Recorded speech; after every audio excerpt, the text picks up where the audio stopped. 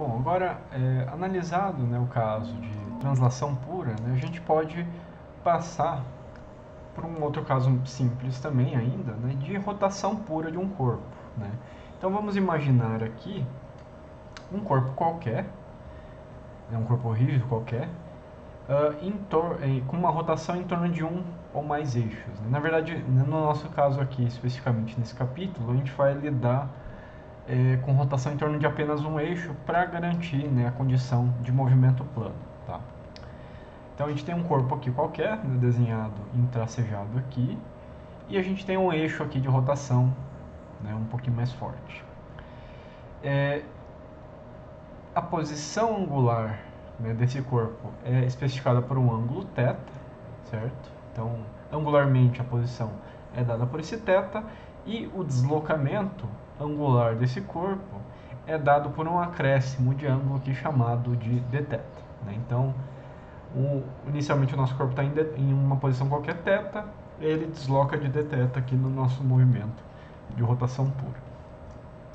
Para representar velocidade angular, a gente tem a letra ômega, né? Então dθ é o nosso deslocamento angular, ômega é a nossa velocidade angular, né? E alfa é a nossa aceleração angular.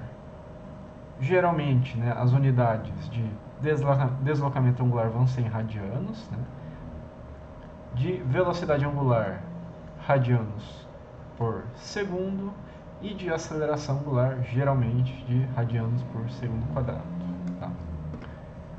Então, outra coisa importante aqui para se lembrar é que quando a gente fala de posição angular, né, de movimentos, de grandezas angulares, né, o sentido positivo dessas grandezas deve ser dado aqui pela regra da mão direita, ou pelo menos é o que a gente vai considerar aqui nos nossos problemas. Como que a gente avalia isso, né? Se é positivo ou negativo, né? Com base na regra da mão direita? Se a gente considerar esse corpo aqui, que está girando em torno daquele eixo, e digamos que esse eixo é o eixo Z apontando aqui para cima, tá? E a gente tem um eixo X e um eixo Y aqui, tá? Vamos imaginar isso aqui. E o nosso corpo está girando em torno do eixo Z. Né? Se a gente pegar a nossa mão direita e alinhar com o eixo Z, né, você vai ver que o giro, nesse sentido que foi desenhado, né, no nosso desenho, vai fazer o seu polegar apontar no sentido positivo do eixo Z. Então, isso é uma rotação positiva. Se a gente inverter o sentido do giro ali, o nosso polegar vai apontar para baixo, ou seja, no sentido negativo do eixo Z, portanto, uma grandeza angular negativa. Né? Então é só pensar aí na regra da mão direita para verificar essa questão. A velocidade angular, então, né, assim como a gente já viu anteriormente, vai ser a taxa de variação temporal, né, ou a derivada no tempo, da posição angular, né, que a gente está representando aqui com a letra ômega. Tá? Então, ômega aqui vai ser a derivada de θ ao longo do tempo, né, ou aquela divisão do deslocamento angular pelo tempo infinitesimal aqui. Né? A aceleração angular é simplesmente a derivada da velocidade angular, né? E vai ser a taxa de variação de ômega sendo representada por alfa em radianos por segundo quadrado. Né? Então, alfa é d ômega dt, ou ainda a derivada segunda de θ no tempo. Em casos onde a variável tempo está implícita no problema, tá escondida, vamos falar assim, a gente pode recorrer a uma outra expressão cinemática, né, de grandeza angular, que na verdade a gente já viu anteriormente, né, que é alfa de θ igual a ômega de ômega. Né. Da onde que vem isso? Né, lembrando, vem dessas duas expressões cinemáticas. Se a gente isolar o dt nas duas expressões, a gente tem d ômega sobre alfa, que é igual a dθ sobre ômega. Então a gente tem alfa dθ igual a ômega de ômega, né, conforme a equação 6 aqui mostrada. Né? Lembrando que se você integra essa equação, considerando a aceleração angular constante, a gente chega naquela famosa equação de Torricelli, né, que é usada para o caso de aceleração constante, aí, quando você não tem a variável tempo de forma explícita no seu problema. Tá? Então, nesse caso específico de aceleração angular constante, né, a gente pode integrar aquelas equações todas ali com as derivadas, né, considerando que a aceleração alfa é constante e igual a alfa c, a gente tem três expressões cinemáticas bem simples aí que a gente já viu, né, no caso de cinemática de partículas, né, mas mais pensando não no movimento angular, né, mas no movimento linear, né, de translação mesmo. Então a gente tem velocidade angular final é igual a velocidade angular inicial mais aceleração vezes o tempo, né? São todas grandezas angulares, lembrar disso. Θ igual a θ0 mais ômega 0t mais meio alfa ct quadrado, né? Isso aqui é muito parecido com aquela expressão com S, né? S igual a S0 mais V0 t mais meio act quadrado. Mesma coisa, só que agora a gente está falando aqui de grandezas angulares. E a gente tem, por último, a equação de Torricelli, né? Ômega quadrado igual a ômega 0 quadrado mais 2 alfa c vezes θ menos t0, vezes deslocamento angular entre o instante inicial e final. O que vocês têm que tomar cuidado? Tá? Isso aqui é um erro que todo mundo acaba fazendo, né? E é bem frequente. Essas três equações só são válidas unicamente, né, para o caso onde a aceleração angular é constante. Se a aceleração variar, ou se você tiver motivos para acreditar que a aceleração está variando, você não pode usar essas equações aqui, tá? Então, isso aqui tem que ficar bem claro, né? Porque tem muita gente que tenta resolver o problema tentando encaixar essas equações de alguma forma, tá? Então, nunca comece um problema de dinâmica já levando em conta que a aceleração é constante, tá? Tente desconfiar um pouquinho, né? Verificar algumas hipóteses simplificadoras para ver se isso realmente é relevante, se é realmente o caso do seu problema, tá? Nunca faça isso direto, né? Isso é uma mania que às vezes os alunos mostram, né? Que vem muito aí dos probleminhas de Enem, do ensino médio, né? Porque às vezes a gente está acostumado a lidar com problemas com aceleração constante. Mas os casos gerais que a gente lida aqui muitas vezes não tem isso, tá? Então, ficar atento a essa questão. Note, né, também que no caso do movimento plano, a gente vai ter no máximo, né, uma rotação, tá?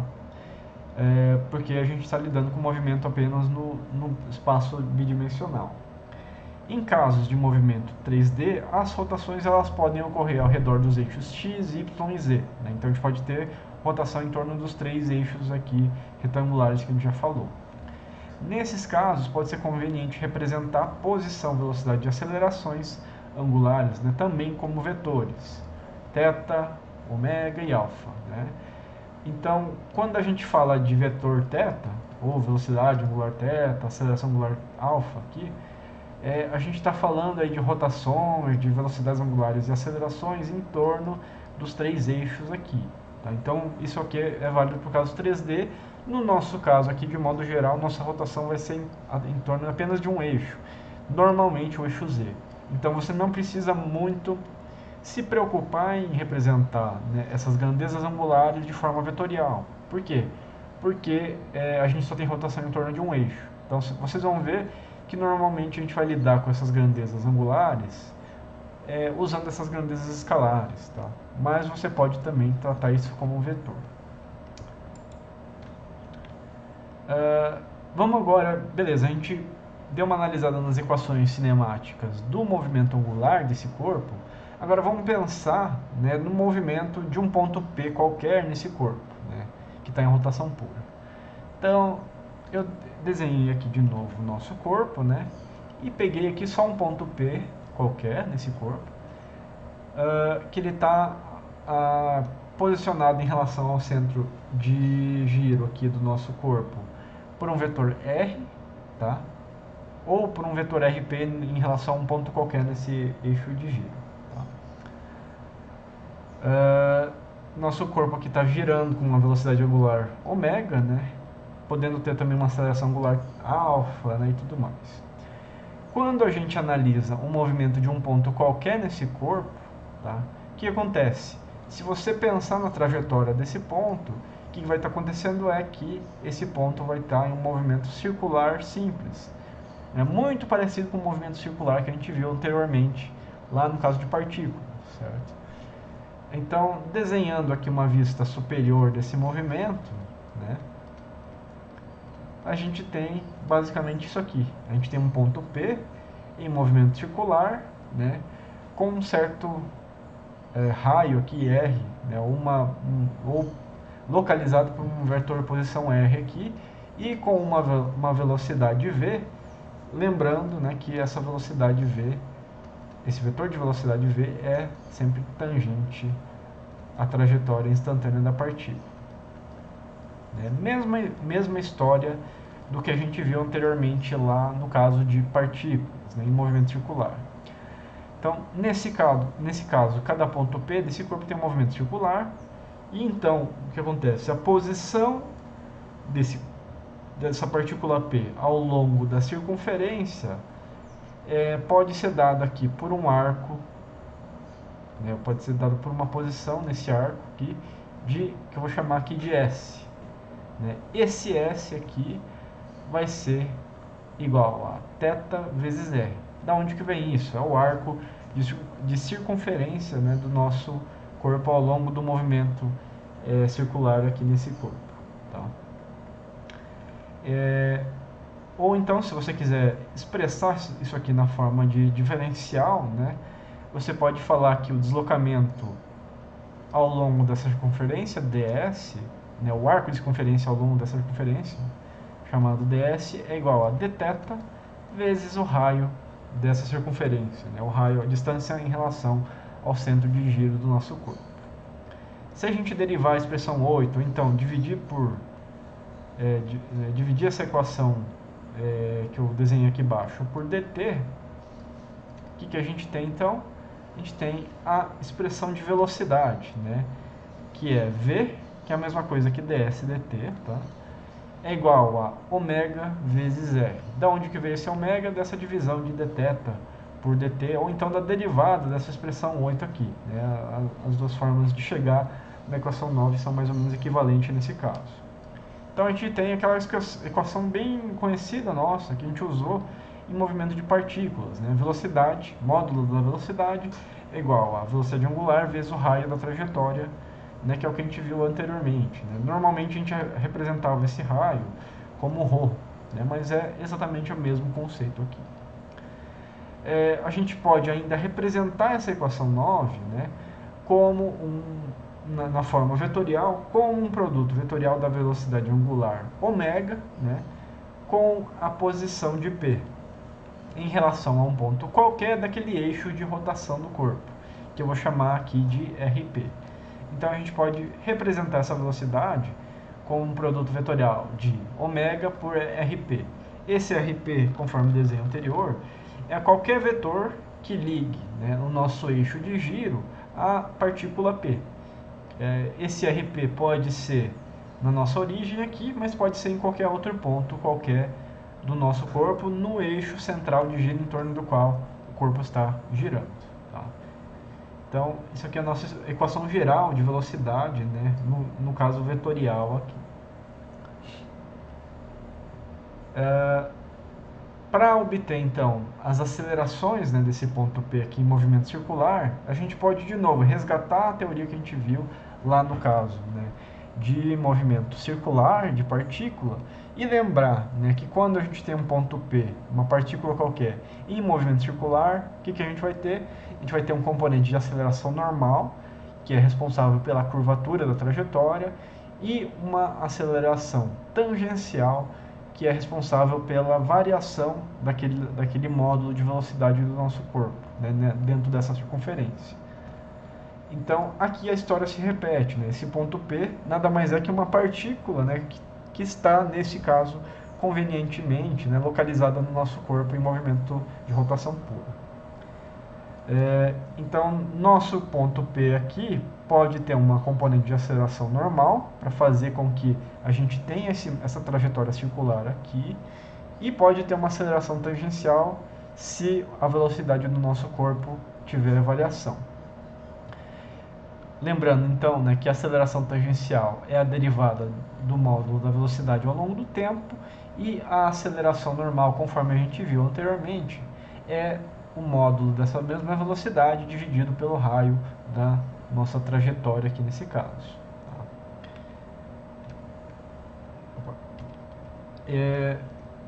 Então, o módulo dessas acelerações, ou os componentes, né, dessa nossa aceleração aqui, são a t, que é igual a αr, e a n, que é igual a ômega quadrado r. Né? Lembrando que se a gente representa isso aqui na forma com vetores, né, normal, tangencial, binormal, nosso vetor aceleração seria algo desse tipo aqui. Né? A t no eixo tangencial, mais a normal no eixo normal aqui. Tá? Lembrando, né, que o AT é responsável pela variação da velocidade v e a n é voltada para o centro da trajetória de P, representando a variação de direção da nossa velocidade. A gente pode obter esse mesmo resultado, tá, derivando nossa equação 10 geral que a gente tinha visto antes de velocidade. Né? Para derivar isso, a gente tem que considerar a derivada de ômega e a derivada de RP ou R aqui. Então, derivando do nosso vetor velocidade, a gente tem d ômega dt, produto vetorial RP, mais ômega, produto vetorial drp dt. D ômega dt é a aceleração angular, certo? E drp dt nada mais é que o nosso vetor velocidade. E esse vetor velocidade nada mais é que ômega vetorial RP, conforme a gente viu anteriormente. Né? Portanto, nossa aceleração, né, substituindo esses valores aqui, vai ser o quê? Alfa, produto vetorial RP, mais ômega, produto vetorial com ômega RP aqui. Né? Aí eu peço aqui para reparar bem nesses dois termos que a gente tem separados aqui. Né? Alfa vetorial RP, produto vetorial duplo de ômega por RP. O que é esse primeiro termo? O que é esse segundo termo? Eles lembram alguma coisa? Né? Pensa um pouquinho aí antes de eu passar para a próxima página. Né? O primeiro termo, se você olhar bem, ele lembra muito aquela equação de aceleração tangencial que eu apresentei agora há pouco. Alfa vezes o raio da trajetória, né? Só que na forma vetorial.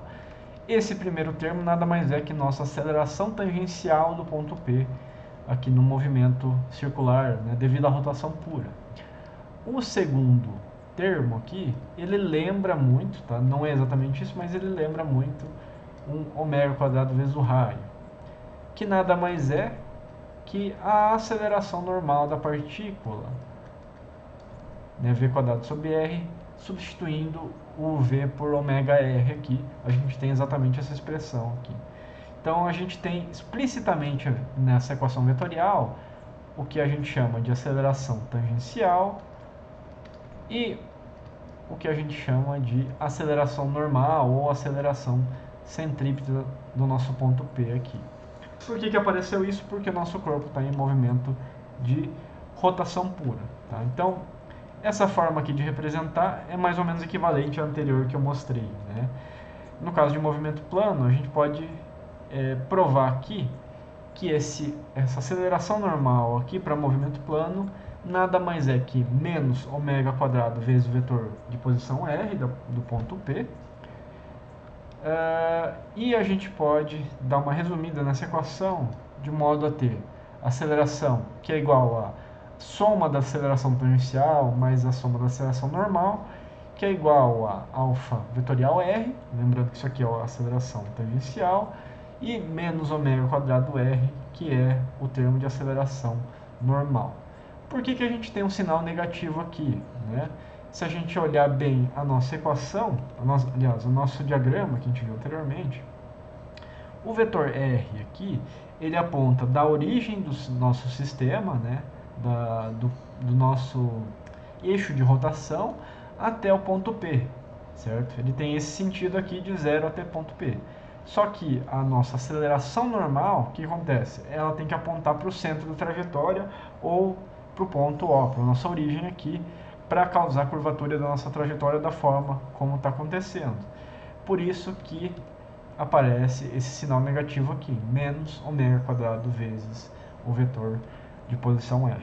Então aqui é a nossa equação geral, né, de aceleração da nossa partícula. Né, da nossa partícula não, do ponto P no nosso corpo rígido ali em rotação pura.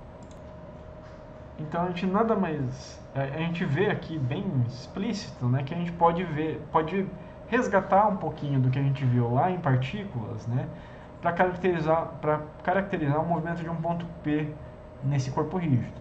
Por que a gente pode fazer isso? Porque qualquer ponto, né, nesse corpo rígido em rotação pura, ele vai estar se movimentando conforme, né, um movimento circular. Né? Então a gente tem exatamente a mesma teoria que a gente viu anteriormente, né, por causa de partículas e movimento circular também.